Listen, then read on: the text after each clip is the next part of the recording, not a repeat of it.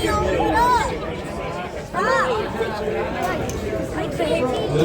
afternoon, ladies and gentlemen. On behalf of the commanding officer, welcome to the change of command ceremony for 1st Battalion, 8th Marines, the Beirut Battalion. Today, Lieutenant Colonel William T. Kerrigan will relinquish command to Lieutenant Colonel Joseph A. Fontanetta.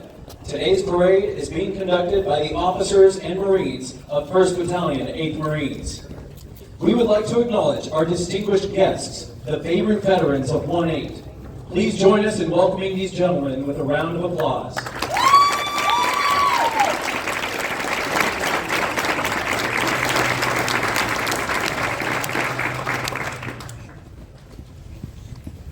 Now taking his position on the parade deck is the commander of troops for today's ceremony, the executive officer of 1st Battalion, 8th Marines, Major Brian D. Hubert.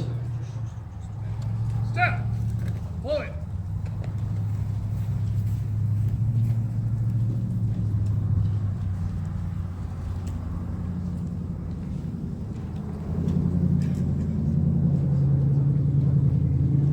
Ladies and gentlemen, please rise for the invocation given by our Beirut Battalion Chaplain, Lieutenant Jason C. Moore, Chaplain Corps, United States Navy.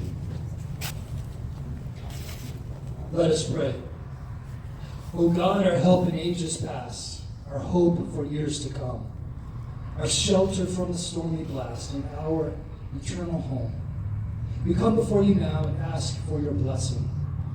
For the last few years, this battalion has been our second home, where the bonds of friendship grew strong in the barracks, in the field, and while deployed. Throughout this time, you have guided, protected, and strengthened us. On beautiful blue sky days like this, and dark stormy nights at sea, in the fiery furnace of our trials, and the cold winter of uncertainty, you were always faithful. You blessed us through leaders like Lieutenant Colonel Kerrigan, who poured his heart and soul into this battalion and treated us all like family. And through the spouses like Ray, and the loved ones who supported, encouraged, and sacrificed at home so we could focus on the mission. But life is full of seasons, and change is part of your plan. So in your mercy, guide us through this time of transition. May we never forget the courage and sacrifice of the ones who've gone before us, including the veterans present here today. And may we serve in a way that honors your legacy. Finally, O Lord, bless Lieutenant Colonel Fontanetta as he leads us through the years ahead. Give him the strength and wisdom to continue the work you've already begun, and bind us together long after this ceremony ends. Till the strong walk with canes and the young enter their final rest, may we, the Marines and sailors of the Beirut Battalion, past, present, and future, be one family and 1-8, always be home. In your holy name I pray. Amen.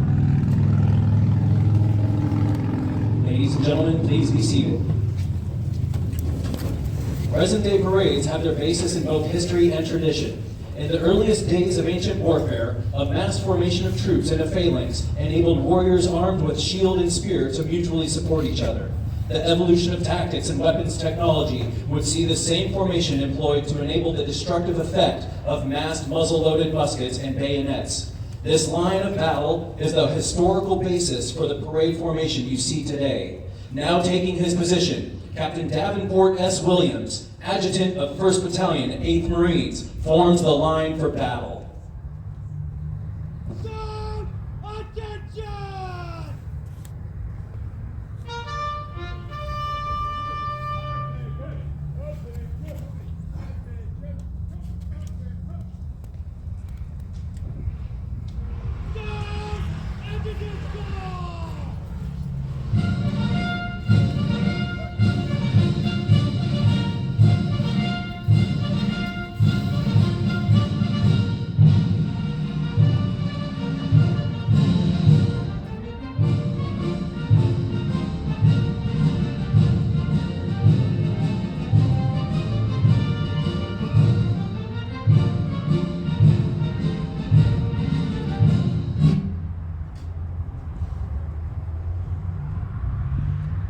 Ladies and gentlemen, please rise for the marching on of the colors and remain standing for the national anthem.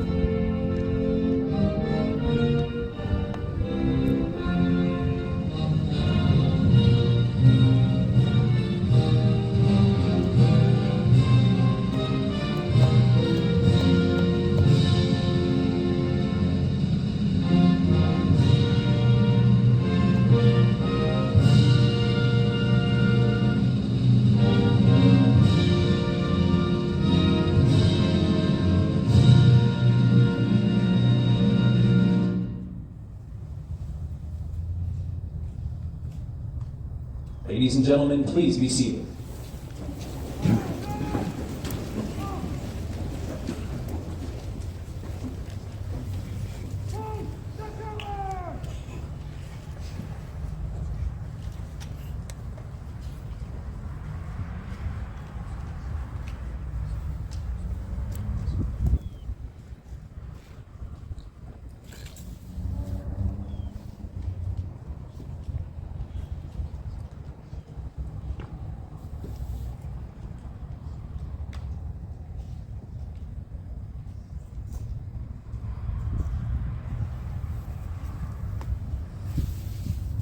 The adjutant now presents the command to the commander of troops, indicating the parade is formed.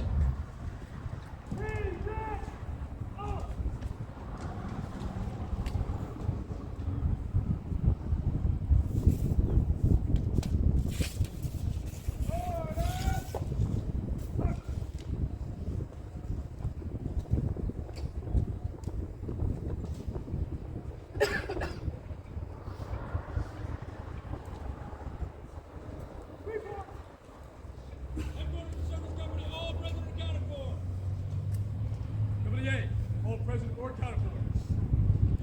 Company B, all present or accounted for. Company C, all present or accounted for.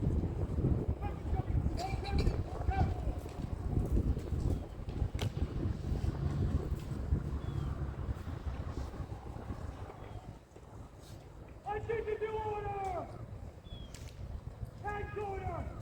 1st Battalion, 8th Marine, 24 February 2025!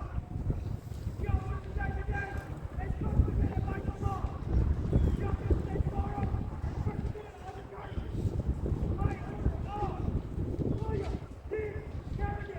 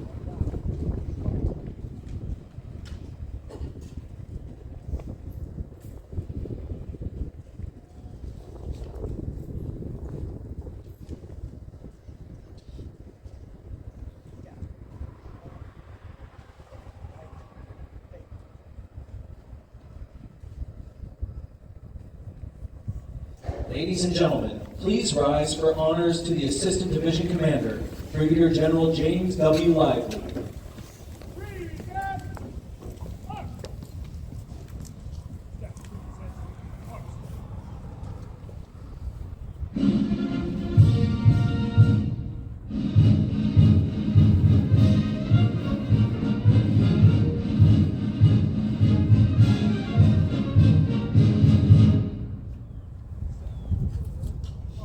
Ladies and gentlemen, please be seated.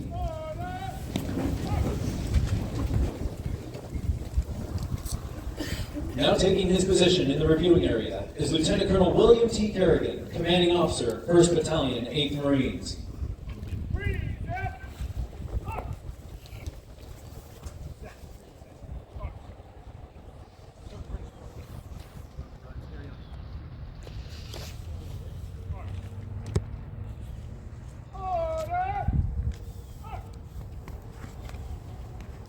Now joining Lieutenant Colonel Kerrigan is the incoming Commanding Officer, Lieutenant Colonel Joseph A. Fontanetta.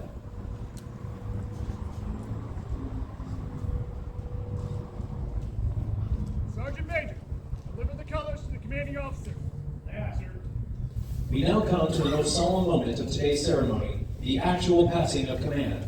The battle colors of 1st Battalion, 8th Marines symbolize our unit's proud lineage and legacy, as well as the authority and accountability of command.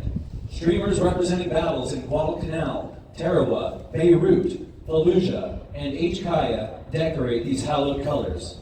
Their transfer during the ceremony marks the moment when Lieutenant Colonel William T. Kerrigan relinquishes his command. And by accepting the colors, Lieutenant Colonel Joseph A. Fontanetta accepts command and confirms his total commitment to the Marines and sailors he will lead and to our unit's proud legacy he will uphold. Sergeant Major Gilbert J. Gillis, 1st Battalion, 8th Marine Sergeant Major, is delivering the colors to the commanding officer.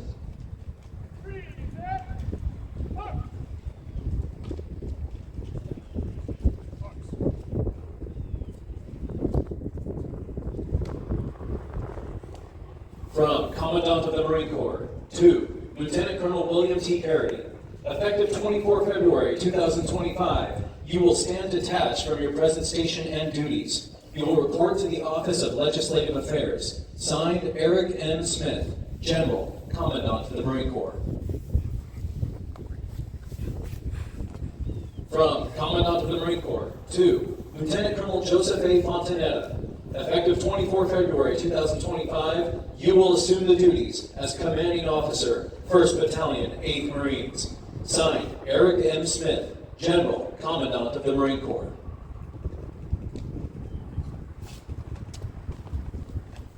Ladies and gentlemen, please join us in a round of applause for our new commanding officer.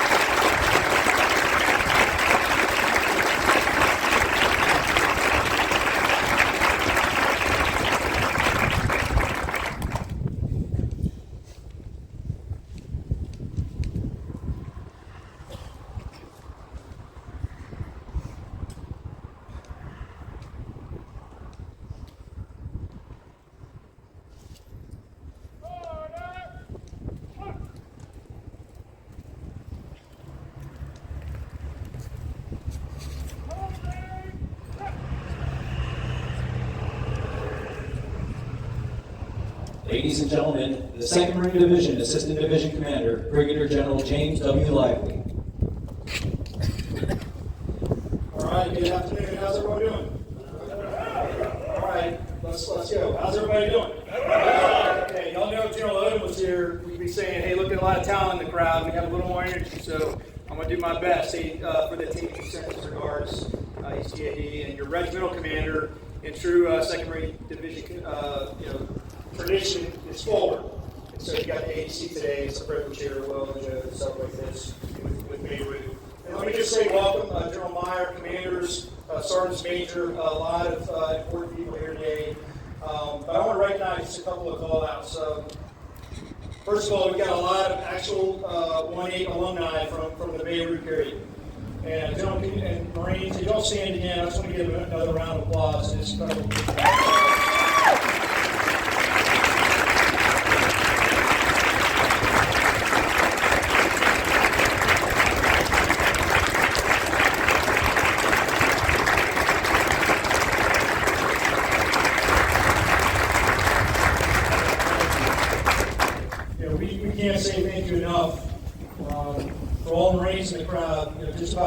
months ago, I reread a book called The Root by Eric Hummel, and I will tell you, you need to pick that book up and read it. And it tells the true story of those Marines and what they did and how they did it, the sacrifice they made. But again, Marines, thank you. Part of that story is a story of loss, right, and sacrifice. And one of our Gold Star family members is here today, Miss Stacy Pollard. Her father was a sergeant in 1-8 and paid the ultimate sacrifice. Ms. Fogg, we're thankful for you here today. Your son's now a Marine. He's in 1-6. It's a little colder in Bridgeport than it is right here, but we're thankful for his service, man, and your commitment to our nation. It's a privilege to have you here today as a member of the Beirut family and the 2nd Division family, so thank you.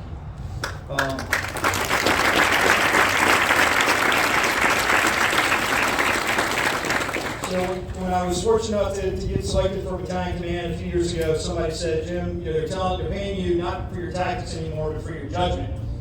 And so, for the 2 commanders here, I want to say thanks for the judgment of making the weather call last Thursday. That took some judgment, but I would love to know, maybe it's a story for the club, like how that actually went down. Will, do you get credit for that? Or maybe it was the Colonel Kerrigan, retired, sir, it's good to see you here. Or was it probably the CEO of the House, Ray, and others saying, hey, this is the right call, Marine. Just pump this thing right, we'll be okay. You can hold the colors for another couple of days.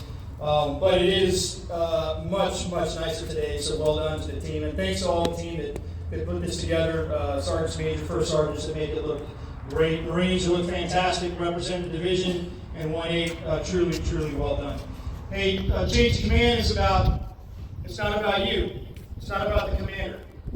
It is about the unbroken lineage and passage of command for this entire legacy of this great battalion. Unbroken. Today it goes to Will Kerrigan and Joe Fontanetta. It's not about these 2 Marines. They would be the first ones to say that. This is the passage of command authority, the responsibility, the burden of leading, preparing an organization for combat, for all the things that we have to do to take care of the Marines, the sailors, the families. That's what today is about. It's an incredible tradition. But we are going to talk about those 2 Marines because the Marine Corps puts a lot of emphasis on selecting the right people to command. And it's an opportunity, it's a privilege, it's a ton of work, and I just want to recognize these 2 gentlemen. First of all, Will and your family, Ray. You got filming here, Mr. Austin, Bo, and Emily.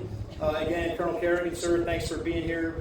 You're alumni for the Follow Me Division as well, and we're glad to have you back. But Will, incredible job.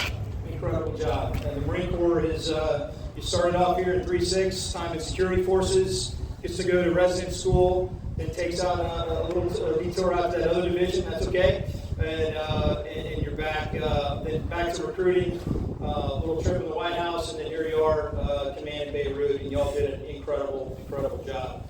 A lot of challenges for those in the crowd. It's not just a regular infantry battalion deployment. Add on about 500 Marines and a ton of capabilities, and then put it on ship and send it halfway around the world with its own unique set of challenges of fighting an organization distributed in really any time or place. Now, we did do a summer med cruise, right? I read the list of port visits. I was like, for real? Corfu, Greece, Thessalonica. I know some of the Marines, no doubt, benefited from about 8 different port visits. But look, that's what Marines do. And it's about being ready, and Will did an absolutely incredible job getting ready. No surprise, the Marine Corps got big plans for you. Going to head off and represent the Commandant on the Hill, helping another part of just the Marine Corps' work to fight for resources, to continue to tell the story about Marines wherever you go. You've already done that in your career, I know you're doing well. Ray, we're thankful for all your commitments to the Marines, to sailors, and families of this organization and this base, and your impact has been wide, and we're thankful. And we wish y'all, I know we got a couple of months left, but and we'll send y'all before you leave, but thank you. Really well done. Joe, welcome to the Follow Me Division, all right? Grew up in 1st Marine Division, had a bunch of incredible experiences. Did some overseas PME in the UK, which is a great opportunity. SOC Europe, bringing, and just showing off being a new officer. And all those board visits got to get scheduled and coordinated by somebody, right? And you obviously got to get any of those, did you? I know your boss is sitting behind you, but that's one of the hardest jobs in the Marine Corps, being the also, and synchronizing, doing time, task, and resource management for 2,500 people on 3 different ships, all the command support relationships. Unbelievable job.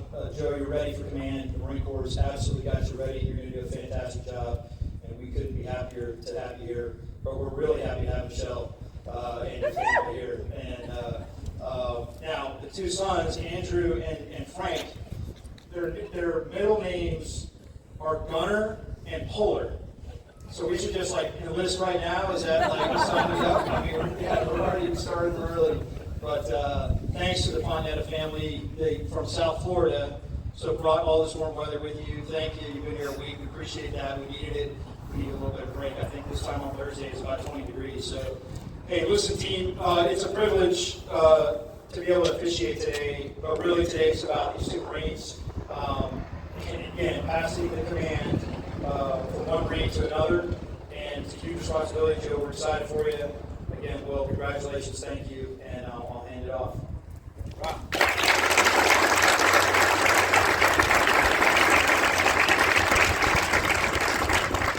General Admin, Sergeant Major Mendez, Colonel Monitor, for all the division colonels that are here, fellow colleagues, senior enlisted, family and friends, our Beirut veterans, our veterans from 1-8, but most importantly, our Marines and sailors. One more round of applause. They look sharp today.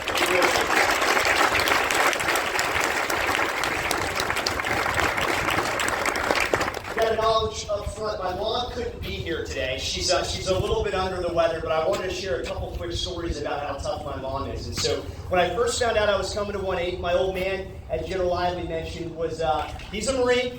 He had 3-3, 3rd Battalion, 3rd Marines, and so I thought it was the right call to sit down with him and try to get some ideas on how to command and how to take care of Marines and sailors. And we had a great discussion over some bourbon. He gave me some left and right lateral limits. And then he walked off, and my mom said, "Hey, I want you to sit down." I said, "Okay, Mom, what's going on?" She goes, "Forget all that shit your dad has." I said, "Okay, what do you mean, Mom?" He goes, "Hey, he's good. I really ran the command 3-3, so I'm going to tell you exactly the long enduring commander's intent." I said, "All right, well, Mom, what is that?"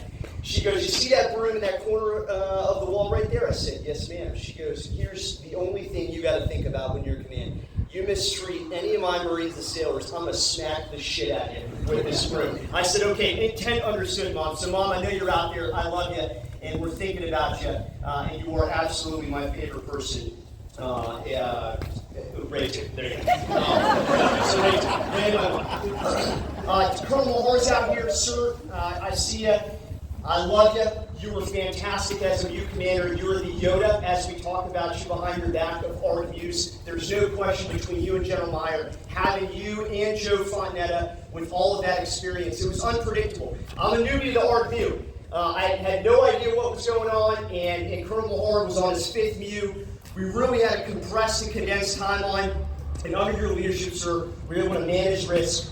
We were able to deploy on time, into theater, really plan crisis contingency operations, and no doubt, sir, you're one of the best colonels we have in the Marine Corps, best commander. You fostered an incredible relationship with 2 other commanders, and there's no question that I think we were successful because of Colonel Lahar. Gabe Page, I don't know if you're out there right now. Brother, you were incredible. TSAT, I know you're out there as well. You were incredible. It was never about competition between us commanders with Colonel Lahar. It was about just taking care of Marines and sailors. And so I love Gabe Page. I love TSAT. And I could go on and on and on about them and the 6 Marines, other battalion commanders. Jim Armstrong. Jim, are you out here, brother? Jim just got back from Okinawa with a successful deployment. A round of applause to the team squad over there. I felt that way under Colonel Gordon with Jimbo, with Scott Hominski, with Ryan Gordon here, and now having Lieutenant Colonel Chad Matsell. Chad, are you out here? Chad leading the regiment right now, in place of Colonel Barry because he's down there. We are just in great hands. What you notice about the Follow Me Division is as soon as something happens around the world, we're the first ones to get called. We're the service retained map, the service retained division. And so it's the next one up. Next leader comes up, and we just knock it out of the park, and that's what Chad Matsell is doing with the Bellwood Regiment. So it's fantastic to see him here. I'm going to say some thank yous, no doubt about it. I can sit here and say thank you to a ton of people, and I'm looking across the room right now, but I don't necessarily want to waste everyone's time, but I do have to acknowledge a couple more folks. I have some 3-6 Mafia friends here. So Colonel Jeremy Nelson, William Oren, Ray Castor, all the way back when we were 3rd Battalion, 6th Marines, Colonel Mahar's old battalion. They're here with me. It means an absolute ton that she came down here. Jake Ray, my best friend in the Marine Corps. We went to TBS and IOC together. He went out to be a lava puppy. I went out to 3-6. He drove all the way down here. Absolutely means a ton. I'm looking at Colonel Driscoll right now. Assistant Chief of Staff, Chief 3, Spearhead 3. Love you and your family. Love everything that you are about the Marine Corps, and it makes me super happy that we're elevating you super fast. Special Agent Matt Jenkins is back there sitting next to the team landers. All of you over there mean the world to me. We really appreciate it for Ray and I for coming out.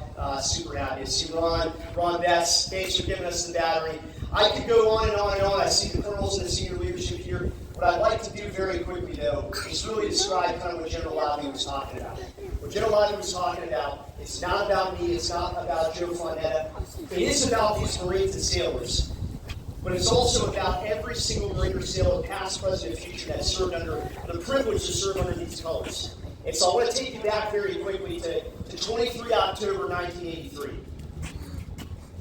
When I was a young candidate going through OCS, and when I went through TBS as a lieutenant, you read about Fallujah, you read about Way City, you read about Tarla, you read about Guadalcanal and Iwo Jima. What you never really hear about, though, unless you're part of this unit or you're part of the greater Follow Me division, is what happened on 23 October 1983. 40 years later from that day, we were off the coast of the net, BLT-18, almost prophetic. And I can tell you what the climate's like on an October time frame in the eastern Mediterranean. It's beautiful.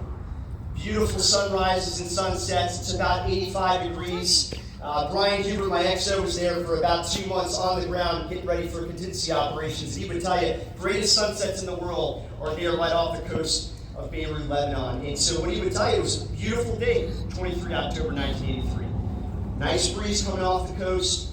And we expected that morning at the BLT headquarters, which was at the airport, at the Beirut International Airport, we were expecting really a couple military convoys, because BLT-18, as part of the 24 Marine Amphibious Unit, 24 Mountain, we were conducting combat patrols, but at the headquarters, we were really only expecting some motorized patrols coming in and out, and then one water resupply truck that we believed that was going to come in and get a resupply to BLT-18. So that morning, while everyone's getting up and they're shaving their face in the headquarters, and they're writing love letters back to their loved ones back at home, while they're in combat operations, at about 6 in the morning, beautiful sunrise is coming up. It's 85 degrees.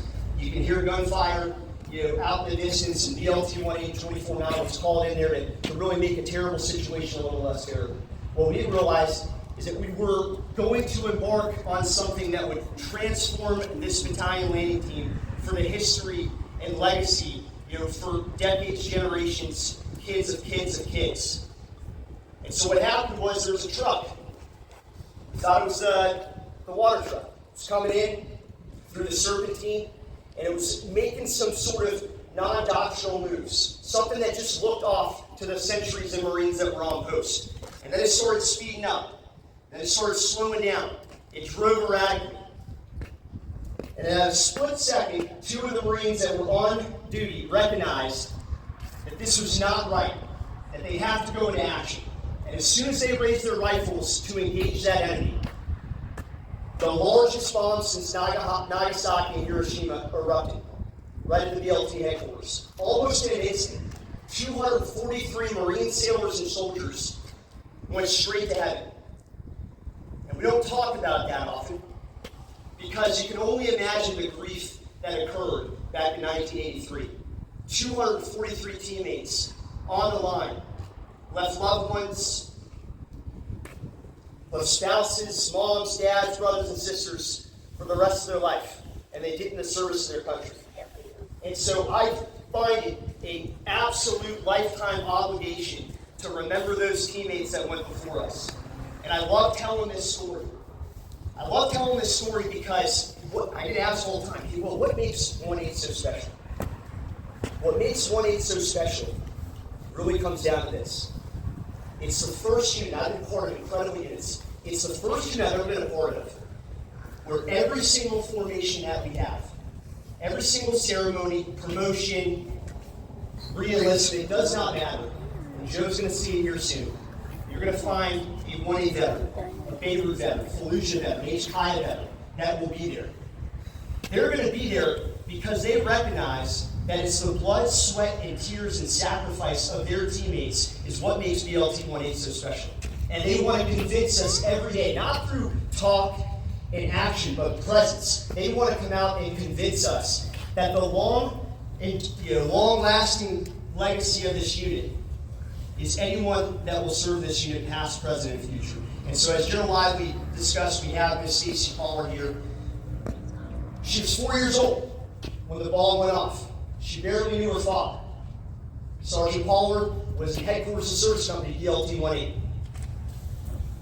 And it's incredible that nearly 40 years later from that incident, her son becomes Private First Class William Pollard and is serving in Matt Newman's battalion with the following division, 1st Battalion, 6th Marines. So again, another round of applause, please.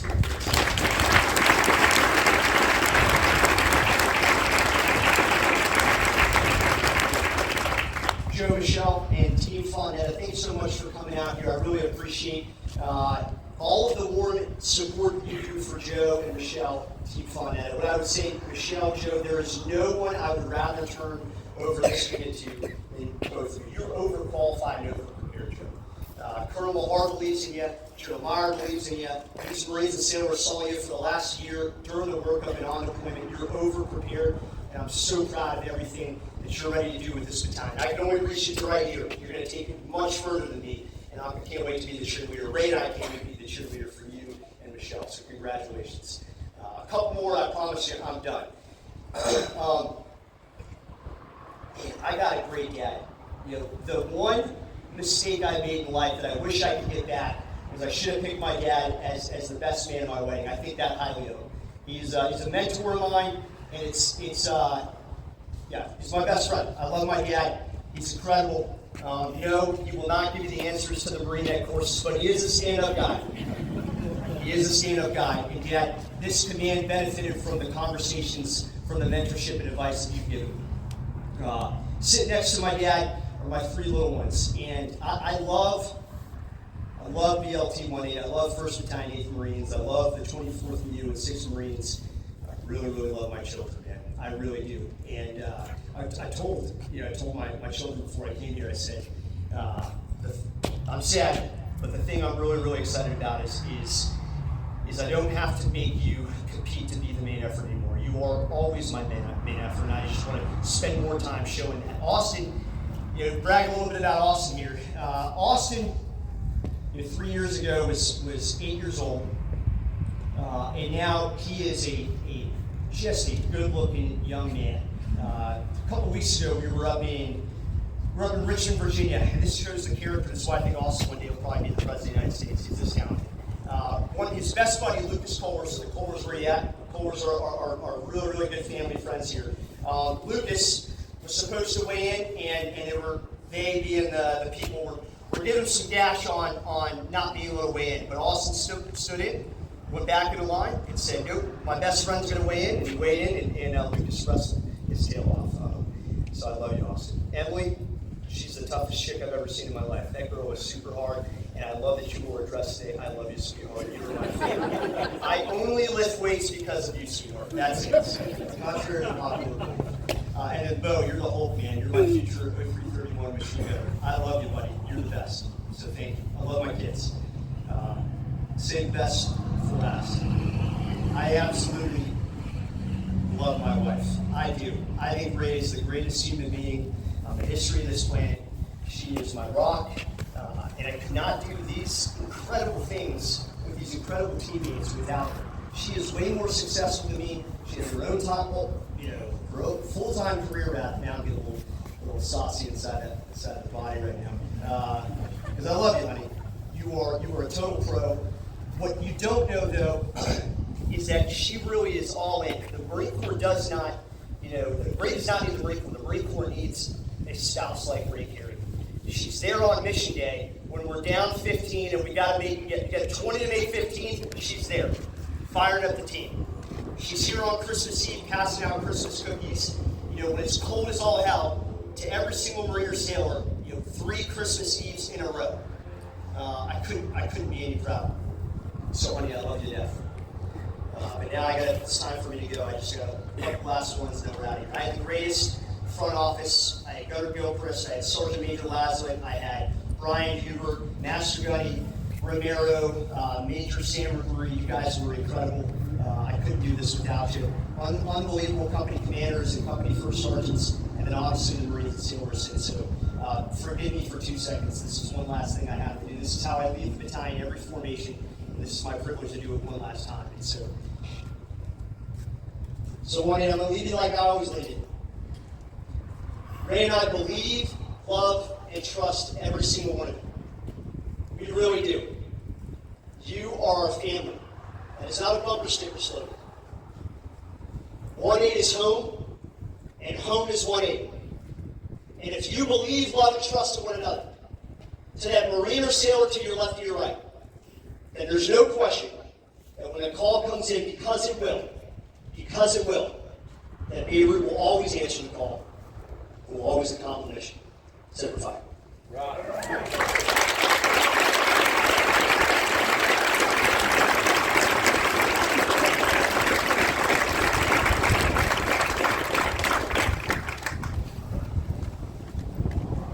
Good afternoon, ladies and gentlemen. Thanks for coming out today. General Lively, thank you for overseeing this and welcoming me into the 2nd Marine Division. It's an honor to be among you.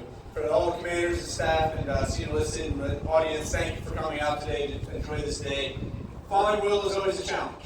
I was afraid to jump up in there when he was speaking about it, but today is an incredible day. There's some people I do need to thank in the audience, and really not because they're in the audience, but really they are what made me and why I'm standing here, and I really attribute it to them. So to my brothers of the Blade in 3-7, we got Master Sergeant Sugg, once Lance Corporal Sugg, and a young platoon commander, teaching him how to be a platoon commander. Gunny Martinez, one of my platoon sergeants, then Company Gunny over in Weapons Company out in the crowd. You guys really made me and helped me be a lieutenant and learn how to be an officer. I was a lieutenant training Marines. In particular, I've got retired Gunner Tom Karate, who is not just a friend, but he's been a mentor, an advisor, my son's godfather. You and Tamara have been awesome, man, and I love you to death for it. To Apache 1-5, the Apache Nation, we have Brandon Sims, my XO, James Bolin, my company Gunny. We got Master Sergeant Johnson and Master Gun Select out there. You guys really made that company something special. We even have John Landers, the old OPSO back in 1-5. Just an incredible experience that led me to here. It's truly an honor. You can try to figure out what to say in moments like this. You don't want to make it about you. As the General says, it's not about me, it's about these guys standing behind me and the incredible job the Marines and Sailors did over his last deployment. But this is what shaped me. And lastly, it was the Mew. With Colonel Mahar, General Meyer, thank you for coming. Working for you gentlemen over the last 2 years or so with the incredible staff, Major Brickett, Major Rayburn, Major Weatherall, Sam McGurry, the BLT officer, always giving me crap for not letting the BLT get out and train. You guys were truly amazing, and it really just shaped my development here. That's when I first saw 1-8. And I'll tell you, from the day I saw 1-8, I knew this is the battalion I wanted to be a part of. This battalion's been amazing since 1940, from Guadalcanal to the Caribbean, to Fallujah, to most recently HKIA. And then you look at the time of Beirut. Why is it Beirut battalion? 1958, PC Mission Beirut. 1983, 2006, doing the NEO in Beirut, and almost 2024, doing another NEO of Beirut. This is the Beirut battalion, and this team was incredible out there. If it ever did if that call ever did come, I knew that it was in good hands, including Lieutenant Colonel Kerrigan and the battalion on the deck to handle the mission. So the Marines of 1-8, it's truly an honor to stand among your ranks. This is something that, like I said, if I had to go to any battalion, this is the battalion I want to fight with. You guys, you were all incredible over the last deployment. You're going to be incredible on the next one. I can't wait to battle with you. So we're talking strong backs, hard feet. We're going to press forward, and we don't know where or when, but we're going to be ready. We're going to be lethal, and we're going to win. Lastly, Will Kerrigan. This man is nothing but inspiration. The way it was described to me when I first was coming to work for the MU and was going to have BLT 1-8 with me was the roof can be falling down, the city can be burning, and Will still be over your shoulder saying, "We're good, bro. We're good. It's going to work out just fine." nothing but motivation, optimism, and drive. And you drove this battalion. And you are a key piece of why, if we had to send 1-8 in, Colonel Mahar and I knew you guys were going to be good. You have made this battalion, you made yourself a part of the living legacy of this battalion. So like you said, we're all family, it's all home, and you are always going to be a part of it. Thank you for this. Following your footsteps, always a challenge, but if I had to go to any battalion, I want to follow you. So thank you.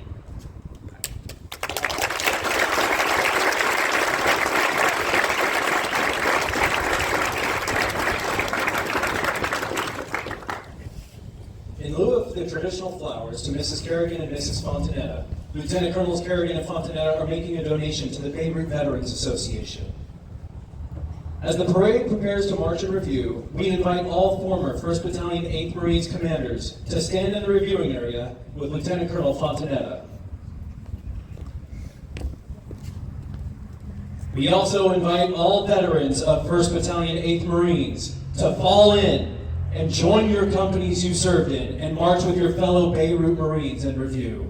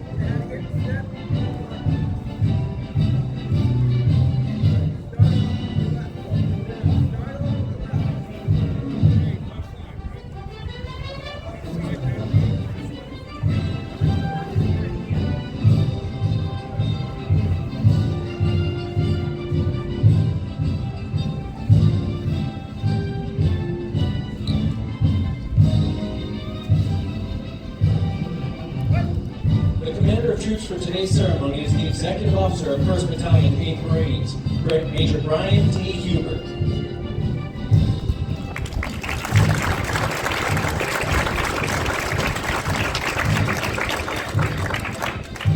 The Company Commander for Headquarters and Service Company, call sign Hacksaw, is Captain Thomas J. Moynihan.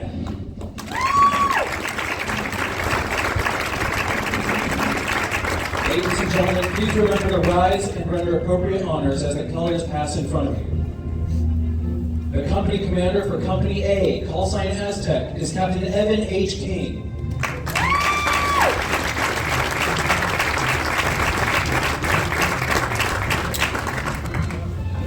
The Beirut Battalion Color Sergeant is Sergeant Jonathan M. Robinson.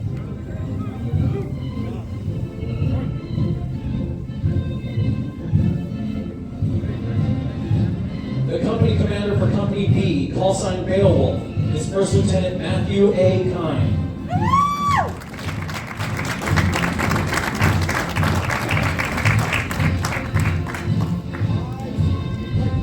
The company commander for Company C, call sign Copperhead, is First Lieutenant James J. Durden.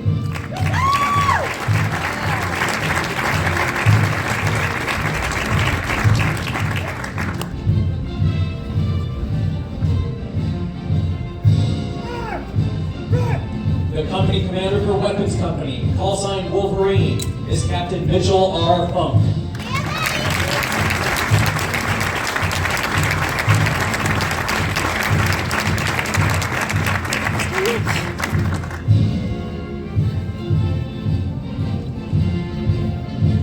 At this time, we ask all active and veteran members of the 2nd Marine Division to stand and be recognized during the playing of the 2nd Marine Division song, Follow Me. This song has its roots in the bloody struggle for Tarawa Atoll in 1943. The song reminds us of our World War II comrades who made the ultimate sacrifice for our nation's freedom. Upon completion, we ask all other attendees to stand for the playing of Anchors Aweigh and the singing of Marines' Hymn.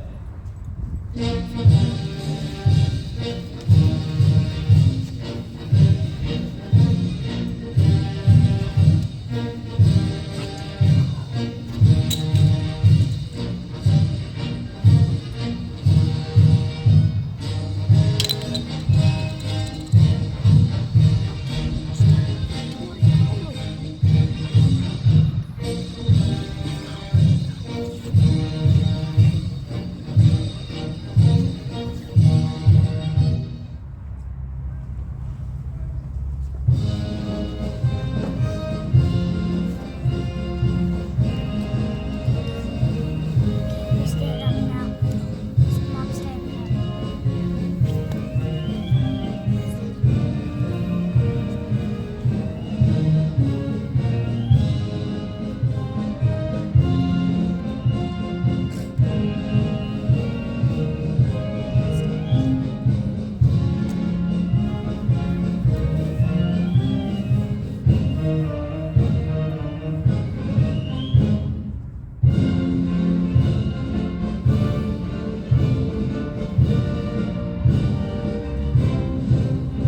From the halls of Montezuma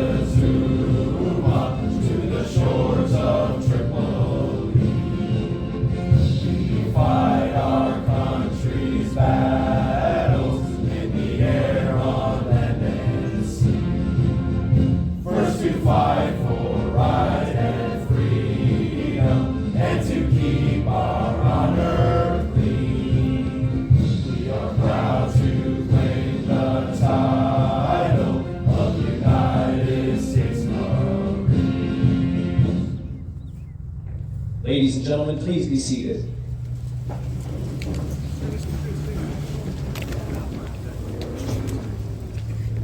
Ladies and gentlemen, this concludes our change of command ceremony. On behalf of the commanding officer and the officers and Marines of 1st Battalion, 8th Marines, thank you for your attendance.